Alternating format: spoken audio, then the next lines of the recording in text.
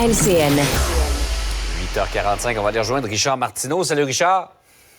Salut Jean-François. Tu sais qu'il y a des professeurs qui manifestent en disant, écoutez, nous autres, on veut une augmentation de salaire. Vous avez bien augmenté les salaires des députés. Pourquoi vous voulez pas augmenter nos salaires?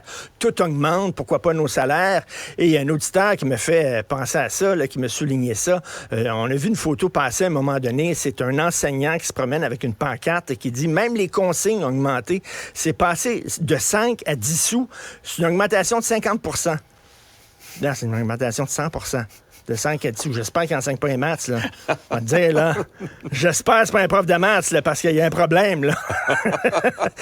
De 5 à 10 sous, c'est une augmentation de 100 % et pas de 50 %. Voilà, c'est tout. Hey, justement, on reste un peu dans le même domaine, Richard, avec ces grèves-là présentement qui paralysent les écoles. Il n'y a pas de cours. Il y a de plus en plus de gens, des spécialistes notamment, qui s'inquiètent des impacts de ça, particulièrement sur les enfants en difficulté. Ben tout à fait. Exactement. Les enfants en difficulté, tu sais, déjà, ils ont écopé pendant la pandémie, là, tu sais, ils ont eu un retard incroyable pendant les pandémies. Et là, je lisais Gilles Julien, on connaît Gilles Julien, le docteur de la pédiatrie sociale.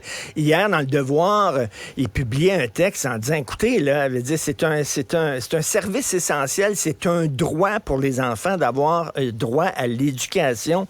Il dit, les services essentiels en santé et services sociaux au Québec sont définis comme ceux dont l'interruption peut mettre en danger la santé et la sécurité publique de l'enfant, ils doivent être maintenus. Il dit ça, il dit vraiment, ça touche les enfants en difficulté. Lui, il travaille avec des enfants qui viennent dans un milieu défavorisé, qui sont en difficulté. Puis il dit, écoutez, les retards, là, ça a des impacts épouvantables sur les enfants qui ont toutes sortes de problèmes.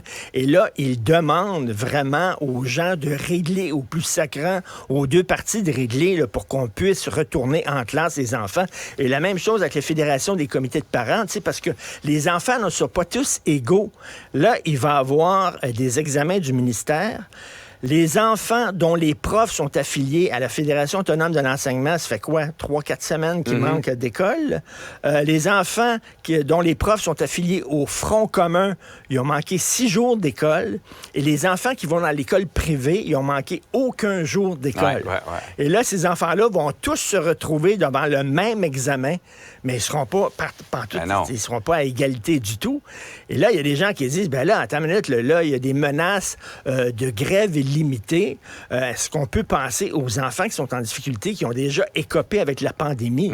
Et heureusement, ça a l'air qu'il y a de la lumière au bout du tunnel. On apprend ça aujourd'hui. Là, ça a l'air que les négociations vont bien.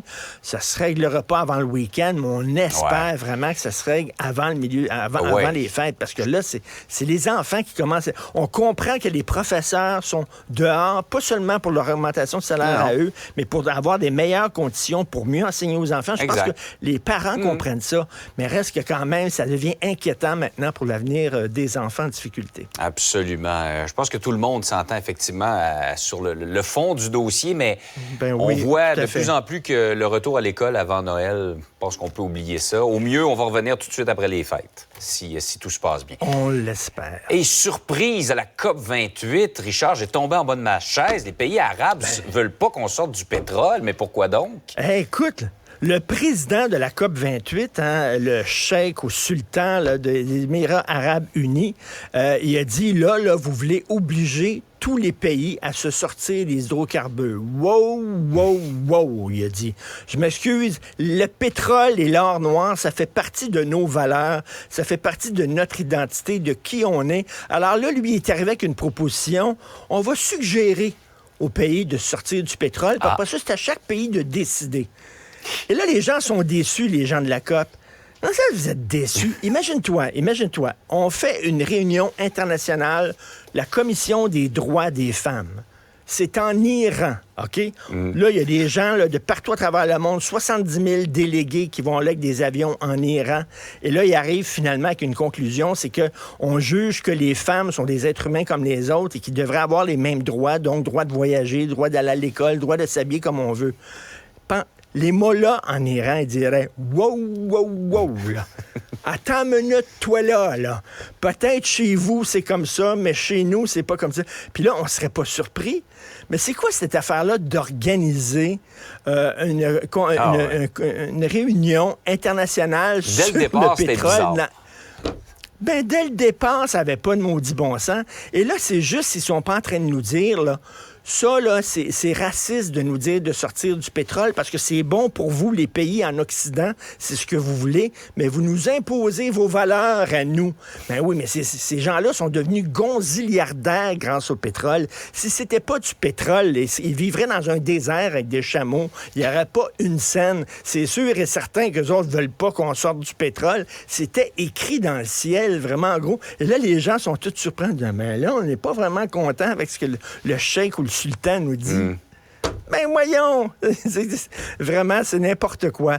Alors, ça montre que, écoute, le Brésil proposé que la prochaine réunion de la COP se déroule en Amazonie.